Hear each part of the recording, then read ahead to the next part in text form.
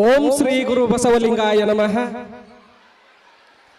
ಪರಮ ಪೂಜ್ಯ ಲಿಂಗೈಕ್ಯ ವಿಜಯ ಮಹಂತ ಶಿವಯೋಗಿಗಳನ್ನು, ಸಜ್ಜಲಗುಡ್ಡದ ಶರಣಮ್ಮ ತಾಯಿಯವರನ್ನ, ಕರ್ತು ಶ್ರೀ ಗುಡದೂರು ದೊಡ್ಡ ಬಸವಾರ್ಯ ತಾತನವರನ್ನ ಋನ್ಮಂದಿರದಲ್ಲಿ ಧ್ಯಾನಿಸಿ ಆಕ್ಟಿವ್ ಕಿಡ್ಸ್ ಪೂರ್ವ ಪ್ರಾಥಮಿಕ ಶಾಲೆಯ ವಾರ್ಷಿಕ ಸಮಾರಂಭದ ಈ ವೇದಿಕೆ ಮೇಲೆ ವಿರಾಜಮಾನರಾಗಿರ್ತಕ್ಕಂಥ ಹಾಗೂ ಸಾನ್ನಿಧ್ಯವನ್ನು ವಹಿಸಿ ನಮ್ಮ ನಿಮ್ಮೆಲ್ಲರಿಗೆ ಆಶೀರ್ವದಿಸಿ ಹೋಗಿರ್ತಕ್ಕಂಥ ದೊಡ್ಡ ಬಸವಾರ್ಯ ತಾತನವರ ಪವಿತ್ರ ಪಾದಗಳಿಗೆ ಹಣೆಮಣಿದು, ಹಾಗೂ ಈ ಕಾರ್ಯಕ್ರಮದ ಇನ್ನೋರ್ವ ಪೂಜ್ಯರು ಸಾನ್ನಿಧ್ಯ ವಹಿಸಿರ್ತಕ್ಕಂಥ ಪಾಂಡುರಂಗಪ್ಪ ನೀಲಿ ಗುರುಗಳಿಗೂ ಅವರ ಪಾದ ಪದ್ಮಗಳಿಗೂ ಭಕ್ತಿ ಪರಸರವಾಗಿ ನಮಸ್ಕರಿಸಿ, ಈ ವೇದಿಕೆಯ ಮೇಲೆ ಆಸೀನರಾಗಿರ್ತಕ್ಕಂಥ ಈ ಕಾರ್ಯಕ್ರಮದ ಅಧ್ಯಕ್ಷತೆಯನ್ನು ವಹಿಸಿಕೊಂಡಿರ್ತಕ್ಕಂಥ ಶ್ರೀ ಎಸ್ ಸಿ ರಾಜಶೇಖರನ್ ಅಧ್ಯಕ್ಷರು, ಶಾರದಾ ವಿದ್ಯಾಪೀಠ ಸಿಕ್ಕೇರಿ ಗುರುಗಳಲ್ಲಿಯೂ, ಹಾಗೂ ಈ ಕಾರ್ಯಕ್ರಮದಲ್ಲಿ ಇನ್ನೋರ್ವ ಅತಿಥಿಗಳಾಗಿರ್ತಕ್ಕಂಥ ವೆಂಕಟೇಶ್ ಸಣ್ಣದುರ್ಗಪ್ಪ ಬಂಡಿ ಗ್ರಾನೈಟ್ ಉದ್ಯಮಿದಾರರು, ಯುವಕರು ಆ ಶರಣರಲ್ಲಿಯೂ, ಹಾಗೂ ಶ್ರೀಮತಿ GT ಸಾಕಾ ಉಪಾಧ್ಯಕ್ಷರು ನಿಸರ್ಗ ಸಾಂಸ್ಕೃತಿಕ ಶಿಕ್ಷಣ ಸಂಸ್ಥೆ ಮೇಡಮ್ ಅವರಲ್ಲಿಯೂ, ಹಾಗೂ ಈ ಸಂಸ್ಥೆಯ ಕ್ರಿಯಾಶೀಲ ಅಧ್ಯಕ್ಷರು ಶಿಕ್ಷಕರೂ ಆಗಿರ್ತಕ್ಕಂಥ ಶರಣು ನೀಲಿ ಗುರುಗಳವರಲ್ಲಿಯೂ, ಹಾಗೂ ಈ ಶಾಲೆಯ ಎಲ್ಲ ಗುರುಮಾತೆ ಗುರುಗಳಿಗೂ ಹಾಗೂ ಪಾಲಕ ಬಂಧುಗಳಿಗೂ ಮಕ್ಕಳಿಗೂ ಇಲ್ಲಿ ನೆರೆದಿರ್ತಕ್ಕಂಥ ಎಲ್ಲ ಮಾಧ್ಯಮ ಮಿತ್ರರು ನಿಮ್ಮೆಲ್ಲರಿಗೂ ಶುಭ ಸಂಜೆಯ ಶರಣು ಶರಣಾರ್ಥಿಗಳು. ಬಹುತೇಕ ನಾ ಏನು ಹೇಳಿನಿ ಅನ್ನೋದನ್ನ ಇವ್ರು ಯಾರೂ ಕೇಳಿಸ್ಕೊಂಡಿಲ್ಲ ಇಷ್ಟೊತ್ತನ.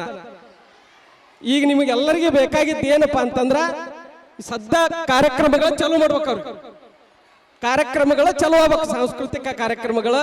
ಬಹುತೇಕ ನಮ್ಮ ಮಾತುಗಳು ನಿಮಗ ಈಗ ಹಿಡಿಸೋದಿಲ್ಲ, ಒಂದೇ ಎರಡ ಮಾತುಗಳನ್ನ ಇಲ್ಲಿ ಕರೆದಿದ್ದಕ್ಕಾಗ್ಯಾರ ಅಥವಾ ಸಭೆಯ ಗೌರವಕ್ಕಾಗ್ಯಾರ ಎರಡು ಮಾತುಗಳನ್ನು ನಾವು ಹೇಳಲೇಬೇಕಾದಂತ ಪ್ರಸಂಗ ಬಂದಿದೆ. ದಯವಿಟ್ಟು ಪಾಲಕರು ಒಂಚೂರು ಗಮನವಿಟ್ಟು ಕೇಳ್ರಿ. ಅಪ್ಪೆ ನಾ ಹೇಳ್ದಂಗೆ ಹೇಳ್ತೀರ ಒಂಚೂರು. ಭಲೋ ಭಾರತ ಮಾತಾ ಕಿ, ಭಲೋ ಭಾರತ ಮಾತಾ ಕಿ, Vande Vande. Good, very good. ಎಲ್ಲರೂ ಆಕ್ಟಿವ್ ಇದೀರಿ. ಆಕ್ಟಿವ್ ಕಿಡ್ಸ್ ಅಂದ್ರೆ ಆಕ್ಟಿವ್ ಇರ್ಬೇಕು, ಯಾವಾಗಲೂ ಆಕ್ಟಿವ್ ಆಗೇ ಇರ್ಬೇಕು. ಎರಡು ಮಾತುಗಳನ್ನ ಹೇಳಲಿಕ್ಕೆ ಇಚ್ಛೆ ಪಡ್ತೀನಿ. ಪಾಲಕ ಬಂಧುಗಳೇ, ಇವತ್ತಿನ ದಿನ ನಾವು ಮಕ್ಕಳನ್ನ ಬೆಳೆಸಬೇಕಾದ್ರೆ ಬಹಳ ಎಲ್ಲಾ ತಂದೆ ತಾಯಿಗಳು ಹರಸಾಹಸ ಪಡ್ತಾ ಇದ್ದೇವೆ. ಮೊಬೈಲ್ ಎಂಬ ಭೂತದಿಂದ ಮಕ್ಕಳನ್ನ ಬಿಡಿಸಕ್ಕೆ ಆಗ್ತಾ ಇಲ್ಲ ಎಲ್ಲರಿಗೂ. ಏನೋ ಒಂದು ಸಮಸ್ಯೆ ಬಿದ್ದು ಹೊಳ್ಳಾಡಿ ಬಿಡ್ತಾರ ಅವರು, ಮೊಬೈಲ್ ಕೊಡ್ಲಿಲ್ಲ ಅಂದ್ರ ಬಿದ್ದು ಹಳ್ಳಾಡಿ ಎಲ್ಲೋ ಮರ್ಯಾದೆ ಕಳಿತಾರಂತ ನಾ ಪಾಲಕರು ಏನ್ ಮಾಡ್ತೀರ ಅಂದ್ರೆ ಕಳುವಿಲ್ಲ ಅವ್ರಿಗೆ ಮೊಬೈಲ್ ಕೊಟ್ಟು ಸಮಾಧಾನ ಪಡ್ಕೊಳ್ಳುವಂತ ಪರಿಸ್ಥಿತಿ ಬಂದಿದೆ. ಅದಕ್ಕಾಗಿ ಬಹಳಷ್ಟು ಪಾಲಕರಿಗೆ ನಾನು ಹೇಳೋದೇನಂದ್ರ, ನಾವು ನೀವು ಹೆಂಗ ಬೆಳೆದಿವಿ, ರೊಟ್ಟಿ ಬ್ಯಾಳಿ ಚಟ್ನಿ ಪಲ್ಯ ತಿಂದು ಏನ್ ಬೆಳೆದಿವಲ್ಲ, ಮತ್ತೆ ಸರಿಗೇರಿ ಖೋಖೋ ಕಣ್ಮುಚ್ಚಿಗೆ ಆಟ ತಪ್ಪಿಸ್ಕೊಳ್ಳೋದು ಕಬಡ್ಡಿ ಇವೆಲ್ಲ ಆಡಿ ಬೆಳೆದಿವಲ್ಲ, ಅದು ನಮ್ಮ ಮಾನಸಿಕ ಮತ್ತು ದೈಹಿಕ ಬೆಳವಣಿಗೆಗೆ ಅವು ಮೂಲ ಕಾರಣಗಳಾಗಿದ್ವು ಆಟಗಳು.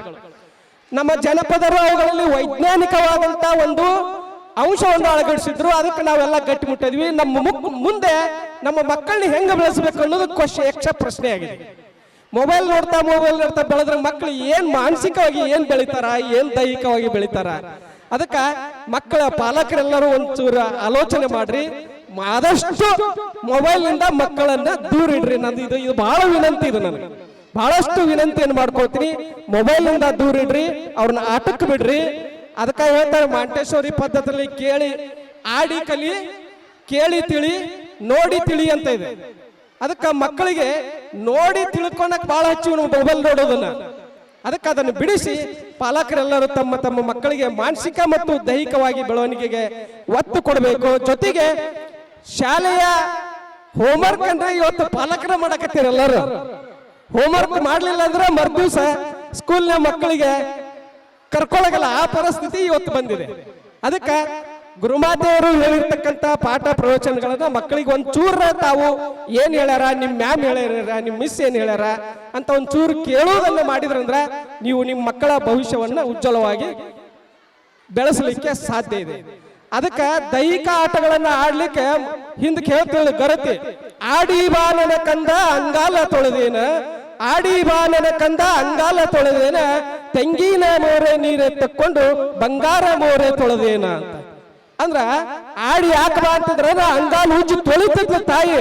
ಅಂಗಾಲು ಉಜ್ಜಿ ತೊಳೆದ್ರ ಪಾದಗಳು ಚೆನ್ನಾಗಿ ಬೆಳಿತಿದ್ವು, ಮಕ್ಕಳಿಗೆ ಕಾಲಿಗೆ ಎಕ್ಸರ್ಸೈಸ್ ಆಗ್ತಿತ್ತು. ಅದಕ್ಕೆ ಆಡಿ ಬಾ ನನ್ನ ಕಂದ ಅಂಗಾಲ ತೊಳಿತೀನಿ ಅಂತಿದ್ರು. ಇವತ್ತ ಮೊಬೈಲ್ ನೋಡಿ ಬಾ ನನ್ನ ಕಂದ ನಿನಗೆ ಊಟಕ್ಕೆ ಹಸ್ತೀನಿ ಅನ್ನುವಂತ ಪರಿಸ್ಥಿತಿ ಬಂದಿದೆ. ಅದಕ್ಕೆ ಇದು ಚಲೋ ಅಥವಾ ಆಡಿ ಬಂದವ ಕೆಸರನ್ನೇ ಬಂದು ತೊಳೆದ್ರ ಅದು ಚಲೋ, ನೀವ ಅರ್ಥ ಮಾಡ್ಕೊಂಡು.